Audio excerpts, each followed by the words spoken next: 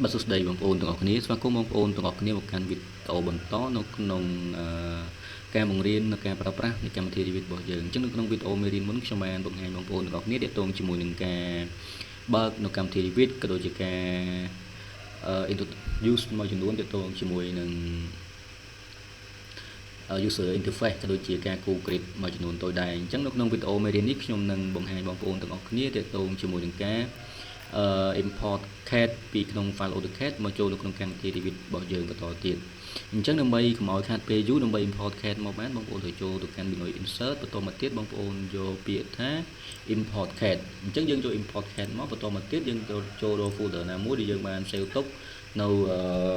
file AutoCAD របស់យើងអញ្ចឹងខ្ញុំ save ទុកក្នុងនេះបន្តមកទៀតខ្ញុំយក ground floor មកបន្តមកទៀតcurrent view only យើងមក select យើងមកមើលកន្លែងនេះម្ដងតើតងជាមួយនឹង current view only នេះបានន័យថាពេលយើង import ចូលទៅfile របស់យើងហ្នឹងវាអត់អាច view នៅ view អត់អាចមើលឃើញនៅ view ផ្សេងទេអញ្ចឹងយើងអាចមើលនៅក្នុងតែ current view ដែលយើងកំពុងចូលហ្នឹងទេអញ្ចឹងបន្តមកទៀតយើងមាន color វាមាន pressure មាន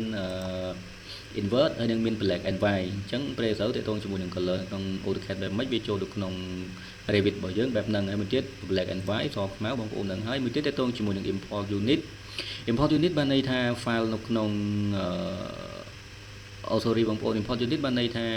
តើតងជាមួយនឹង ខ្នាតបើសិនជាខ្នាតនៅក្នុងកម្មវិធី AutoCAD របស់យើងគូជា millimeter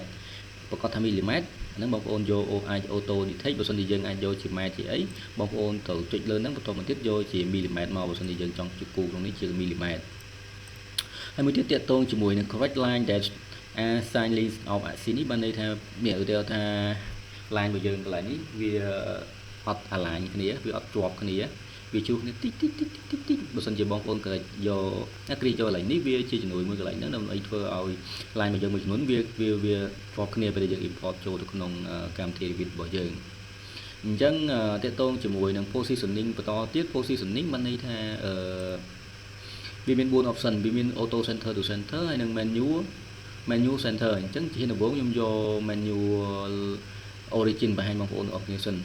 អញ្ចឹងយក menu origin បន្តមកទៀតខ្ញុំយក open ពាក់ព័ន្ធជាមួយនឹង menu origin នេះបានន័យថាពេលដែលបងប្អូន import ចូលមក file ប្លង់របស់យើងវានៅជាប់ជាមួយនឹង mouse របស់យើងមកយើងចង់យកទៅដាក់កន្លែងណាក៏បានដែរហ្នឹងជាចំណុចmenu origin អញ្ចឹងខ្ញុំទៅបង្ហាញម្ដងទៀតខ្ញុំយក import ដដែលបន្តមកទៀត menu center បានន័យថាយើង import ចូលទៅវាស្គាល់របស់ AutoCAD ហ្នឹង internal origin របស់ AutoCAD ហ្នឹងទៅជាមួយនឹងរបស់ internal origin នៅក្នុង Revit របស់យើងព្រោះនៅក្នុងកម្មវិធី Revit ក៏ដូចជា AutoCAD វាមានរបស់វាដែរហើយតកតងជាមួយនឹង origin to internal origin បានន័យយើងបើក center to center អញ្ចឹងតកតងជាមួយនឹងចំណុចកន្លែងហ្នឹងបងប្អូនអាចសាកតេស្តបានអញ្ចឹងដើម្បីកុំឲ្យខាតពេកខ្ញុំសូមបង្ហាញយក menu origin បន្តមកទៀតខ្ញុំយក open បន្តមកទៀតខ្ញុំដាក់យកកន្លែងនេះចុះអូខេអញ្ចឹងនៅក្នុងវីដេអូមេរៀនមុនខ្ញុំបានបង្ហាញបងប្អូនតកតងជាមួយនឹងការគូ grid រួចហើយអញ្ចឹងនៅក្នុងវីដេអូមេរៀននេះយើង import cat ហើយក៏ខ្ញុំនៅតែបង្ហាញបងប្អូនតកតងជាមួយនឹងការគូ grid របស់យើងបន្ថែមទៀតអញ្ចឹងដើម្បីគូ grid នៅក្នុងនេះយើងអាច pick line អាចអីផ្សេងអញ្ចឹងខ្ញុំលុបអា grid ចាស់វាចោលសិនខ្ញុំ delete ចោលបន្តមកទៀតបងប្អូនចង់គូ grid ប្រើ command gr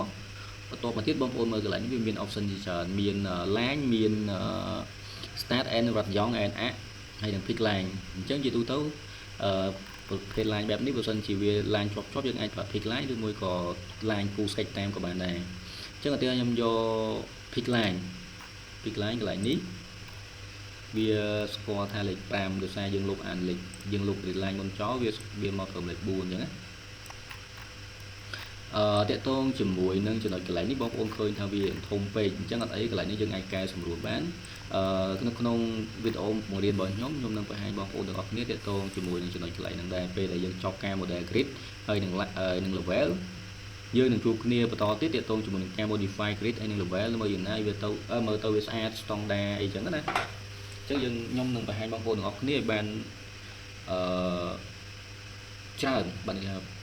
90 ពី80ទៅ95%នៃការប្រើប្រាស់កម្មវិធី Revit តាមដែលខ្ញុំចេះដឹងអញ្ចឹងណាបងប្អូនព្រោះគោលបំណងរបស់ខ្ញុំចង់បង្ហាញបងប្អូនទាំងអស់គ្នាមួយចំនួនតូចដែលគាត់អត់មានលទ្ធភាពចូលរៀននៅក្នុងថ្នាក់ផ្ទាល់ហើយបងប្អូនពេលដែលបងប្អូនបានជួបជាមួយនឹង channel Revit របស់ខ្ញុំហើយបងប្អូននឹងមានអារម្មណ៍មួយថាអូយើងនឹងបានវីដេអូមួយដែលរៀនហើយដែលមានអារម្មណ៍ថាយើងអត់កាត់ណាបងប្អូនមកនេះអត់កាត់ណាអាហ្នឹងយើងនឹងចែកបល័យបងប្អូនអស់គ្នាទាំងអស់កន្លែងហ្នឹងអញ្ចឹងកន្លែងនេះយើងគូប្រទេសបន្តមកទៀតយើងdouble click យើងចង់នេះយើងចង់ rename កន្លែងហ្នឹងយើង double click លើវាមកបន្តមកទៀតយើងដាក់លេខអីដែលយើងចង់បានលេខ1បន្តមកទៀតបងប្អូនអាចប្រើ command CS command CS បានន័យថា create similar យើងយក pick line ដដែលបើសិនជាយើងយក pick line ដដែលពីខ្ញុំទៅវិញខ្ញុំ recommend ឲ្យបងប្អូនយក pick line ដដែលឬមួយក៏យក sketch line ទេតើតងជាមួយនឹងចំណុចកន្លែងហ្នឹងបើកាលណាយើងយក pick line បងប្អូនអូសមួយចេះបងប្អូនឃើញទេបើយើងយក pick line យើងនៅអូសមួយមកដើម្បីមកចេះវាយូរឃើញទេឬមួយក៏ត្រក៏យើងយូរដែរខ្ញុំ click លើសារម៉េចបន្តមកទៀត command CS create similar ហើយក៏យើងនៅគូមួយឃើញទេវាយូរអញ្ចឹងពីខ្ញុំទៅវិញខ្ញុំ recommend ឲ្យបងប្អូនប្រើនៅ command CO បងប្អូនគាត់ select លើហ្នឹងឬមួយក៏ CO ឬមួយទៀតបើសិនជាបងប្អូនប្រើ command CO បងប្អូន select ហ្នឹងយកនេះយករូបកន្លែងនេះវាមានពាក្យថា copy អញ្ចឹងយើង select ហ្នឹងមកបន្តមកទៀតយើង copy ទៅដល់នេះលេខ2វាស្គាល់លេខ3មូលហេតុដែលយើងលុប line ចោលមិញវាលុប grid ចោលមិញវាលេខ2អញ្ចឹងខ្ញុំដាក់លេខ2មកអូខេពេលយើង copy តទៀតខ្ញុំប្រើ command CO ប្រើ command CO បន្តទៀតលេខ3លេខ4លេខ5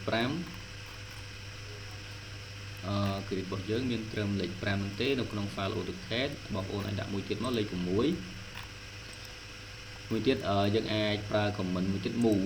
move វាស្ទៀងជាមួយនឹង AutoCAD ដែរបងប្អូនអញ្ចឹងវាមិនសូវពិបាកអីមែនទេ MV ប្រើ command move MV ឬមួយក៏បងប្អូនចុចលើនេះយើងប្រើយើង move អូខេបន្តមកទៀតខ្ញុំយកតាមនេះម្ដងខ្ញុំ select លើនេះបន្តមកទៀតបងប្អូន CS complete ប្រើ command CS ព្រោះ CS វាមានសារៈប្រយោជន៍ខ្លាំងដែរបើសិនជាយើងគិតមើលទៅអញ្ចឹង CS បន្តមកទៀតខ្ញុំ CS យក pick line ដដែលបន្តមកទៀតខ្ញុំ pick លើនេះមួយហើយខ្ញុំ select លើនេះខ្ញុំអូសវាផុតមួយមកបន្តមកទៀតខ្ញុំប្រើ command CO ដដែលកន្លែងនេះវា C កន្លែងនេះយកនឹងអត់ត្រូវដល់ពេលយើងយកយើងបានន័យយើងបើសិនជាយើងយកអានឹង C copy តវាឡើង D ហើយវាអាច B អញ្ចឹងខ្ញុំ move កន្លែង move grid មួយហ្នឹងទៅ grid line A សិនហើយបន្តមកទៀតខ្ញុំ rename វាដាក់ឈ្មោះថា grid line A ហើយបើខ្ញុំ copy ពី A មកវិញវាឡើង B C ហ្នឹងកន្លែងហ្នឹងសង្ឃឹមថាបងប្អូននឹងយល់ហើយ C enter បន្តមកទៀតខ្ញុំ copy មកវាឡើង Bជុំ C CO បងប្អូនបើ command CO បន្តមកទៀត B C អញ្ចឹងចំណុចមួយកន្លែងហ្នឹងបងប្អូននឹងបាន grid មួយទេគាត់ថា grid របស់យើងវាមើលទៅអត់វានេះអា grid របស់យើងនេះវាធំពេកអញ្ចឹងកន្លែងហ្នឹងក៏ខ្ញុំបង្ហាញបងប្អូនទាំងអស់គ្នាដែរទាក់ទងជាមួយនឹងចំណុចកន្លែងហ្នឹងថាយើងត្រូវ modify grid របស់យើងធ្វើម៉េចដើម្បីវាមើលទៅ logic អញ្ចឹងណាអញ្ចឹងខ្ញុំ export មកវិញសិនបន្តមកទៀតខ្ញុំចូលទៅកាន់elevation យើងទៅ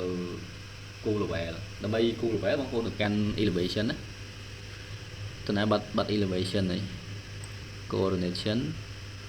working view electrical នេះ elevation building elevation នេះអញ្ចឹងដើម្បីគូ level បានបងប្អូនចូលទៅកាន់ពាក្យថា elevation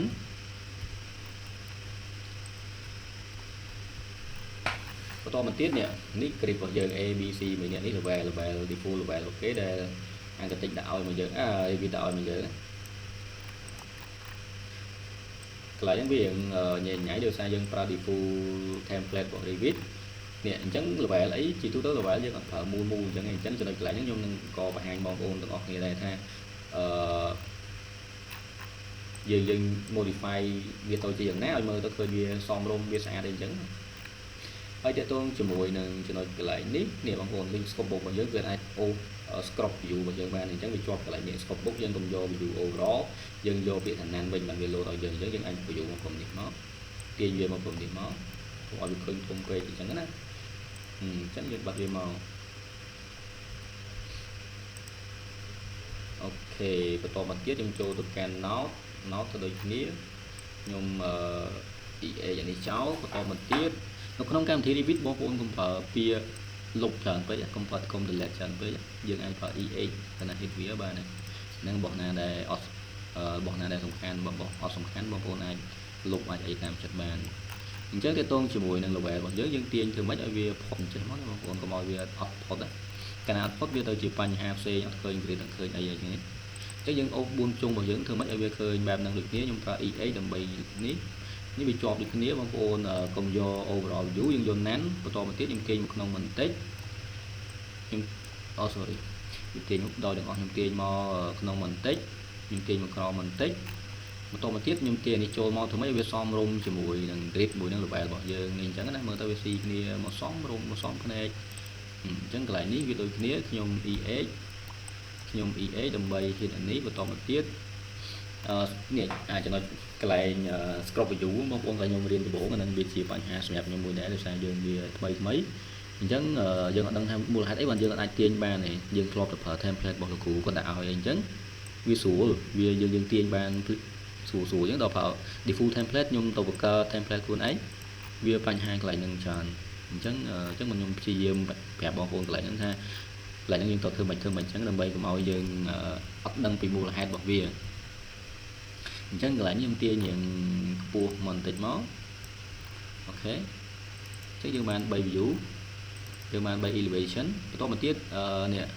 នៅក្នុងនេះយើងមាន architect GF បន្តមកទៀតបងប្អូនអាច rename កន្លែងនេះទៅជា one app មករបស់យើងមកវិញមកអញ្ចឹងខ្ញុំ rename កន្លែងនេះខ្ញុំ control C មួយបន្តមកទៀតខ្ញុំ rename កន្លែងនេះខ្ញុំ control V ខ្ញុំដូរកន្លែងនេះដាក់ one app ចំណុចកន្លែងហ្នឹងនេះពេលយើងដាក់កន្លែងនេះ one app ឬមួយខុស GF កន្លែងនេះវានៅតែ along ដែរបងប្អូនឆ្ងល់អត់ចំណុចកន្លែងហ្នឹងមូលហេតុអីវាអញ្ចឹង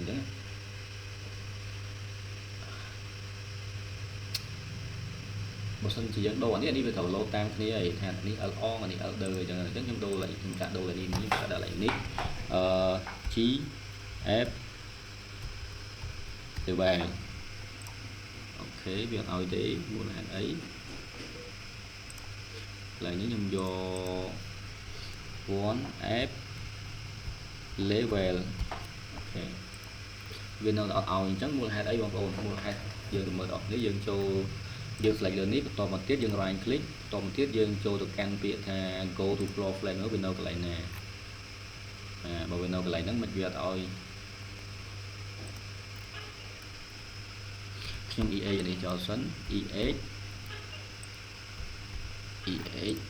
កន្លែងនេះវាបានដដែលបន្តមកទៀតខ្ញុំយកឡើងនេះទៅជា nan ខ្ញុំអូសចូលមកក្នុងបន្តិចអូសចូលមកក្នុងបន្តិចអូខេអូ sorry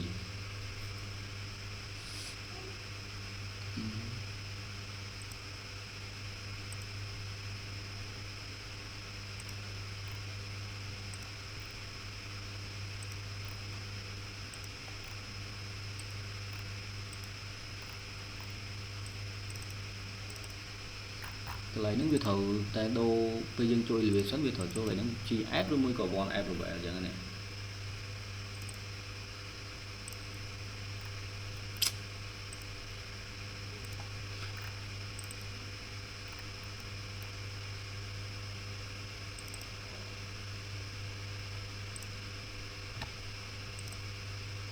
ចូលទៅកាន់សារថ្មី go to floor plan វានៅកន្លែងហ្នឹងជាន់ទី1ជាន់ទី2តែមូលហេតុអីវាកន្លែងហ្នឹងវាអត់ឲ្យអញ្ចឹងកន្លែងហ្នឹងយើង skip បន្តិចសិនមកខ្ញុំបន្តមេរៀនទៅមុខរបស់យើងទៀតដើម្បីកុំឲ្យខាតពេលព្រោះហ្នឹងវាជាបញ្ហាមួយតូចដែរទេអញ្ចឹងខ្ញុំចូលទៅកាន់GF ខ្ញុំ select លើ link របស់យើងខ្ញុំ XX យើងបាន grid របស់យើងហើយ level យើងចូលទៅកាន់ elevation មើលយើងបាន level របស់យើងហើយ អញ្ចឹងនៅក្នុងវីដេអូមេរៀននេះយើងចង់បញ្ចេញគ្នាទាក់ទងជាមួយនឹងការ import cat ក៏ដូចជាការគូ grid និង level ដូចគ្នាអញ្ចឹងនៅក្នុងវីដេអូនេះដើម្បីកុំឲ្យវាវែងពេកខ្ញុំសូមបញ្ចប់តែប៉ុណ្ណេះហើយនៅក្នុងវីដេអូមេរៀនក្រោយខ្ញុំនឹងមកបង្ហាញបងប្អូនទាំងអស់គ្នាទាក់ទងជាមួយនឹងការ modify grid ក៏ដូចជា modify level របស់យើងថាធ្វើយ៉ាងណាឲ្យវាមើលទៅវាស្អាត low ស្អិចក៏ដូចប្លង់ដែលយើងធ្លាប់គូកន្លងមកប្លង់ដែលយើងធ្លាប់គូកន្លងមកវាស្អាត